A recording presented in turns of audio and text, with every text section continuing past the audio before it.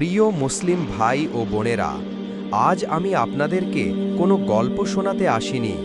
আমি আপনাদেরকে একটি বাস্তবতার কথা স্মরণ করিয়ে দিতে এসেছি। আল্লাহ সুবহানাহু ওয়া তাআলা কুরআনে ইরশাদ করেন, ইকতারাবা লিন-নাসি হিসাবুহুম ওয়া হুম ফি গাফলাতিম মু'রিদুন। মানুষের হিসাবের সময় একেবারে নিকটে এসে গেছে, অথচ তারা এখনো গাফলাতে মুখ ফিরিয়ে আছে। ভাইয়েরা, হিসাব নিকটে, কিন্তু আমাদের চোখে তার কোনো ভয় নেই, হৃদয়ে কোনো কাঁপুনি নেই। আমরা এমনভাবে জীবন কাটাচ্ছি যেন মরতেই হবে না।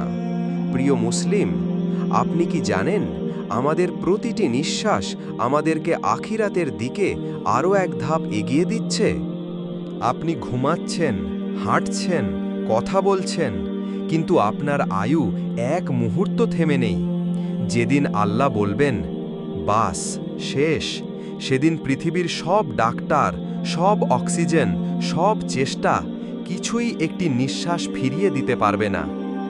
আল্লাহ তাআলা বলেন, ইয়া আইয়ুহাল ইনসানু ইন্নাকা কাদিহুন ইলা রব্বিকা কাদহাম ফামুলাকিহ। হে মানুষ, তুমি কষ্ট করে, পরিশ্রম করে অবিরাম তোমার রবের দিকেই এগিয়ে যাচ্ছ এবং অবশ্যই তার সাথে সাক্ষাৎ করবে। ভাই ও বোনেরা, আমরা সবাই যাচ্ছি, কেউ থামতে পারছি না। শুধু পার্থক্য একটাই, কেউ প্রস্তুতি নিয়ে যাচ্ছে আর কেউ গাফলাতের বোঝা নিয়ে।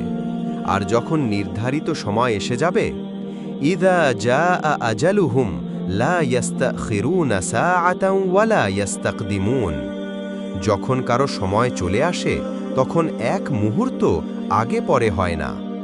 ভাইয়েরা, মৃত্যু কোনো নোটিশ দিয়ে আসে না। সে যুবক দেখে না, বৃদ্ধ দেখে না, সুস্থ অসুস্থ কিছুই দেখে না।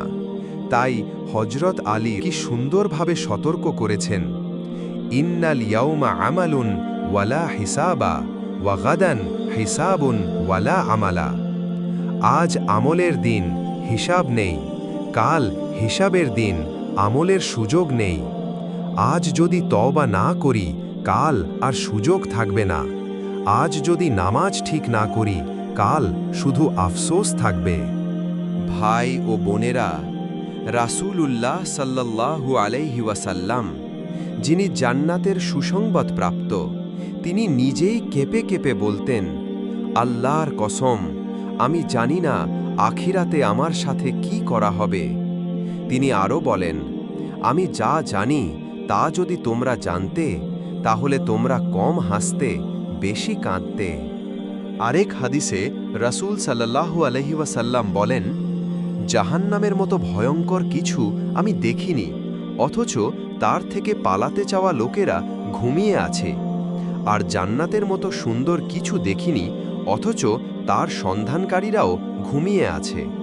ভাইয়েরা, আমরা কোন দলে, ঘুমিয়ে থাকা দলের নাকি জেগে ওঠা দলের? রাসূল সাল্লাল্লাহু আলাইহি ওয়াসাল্লাম বলেন, আসমানে 4 আঙুল জায়গাও নেই যেখানে ফেরেশতা সেজদায় নেই। এই কথা শুনে আবু জার কেঁদে বলেছিলেন, হায়, আমি যদি মানুষ না হয়ে গাছ হতাম। ভাই ও বোনেরা, আজও সময় আছে, আজও দরজা খোলা আছে। আজও আল্লাহ বলছেন, ফিরে এসো, আমি ক্ষমা করব।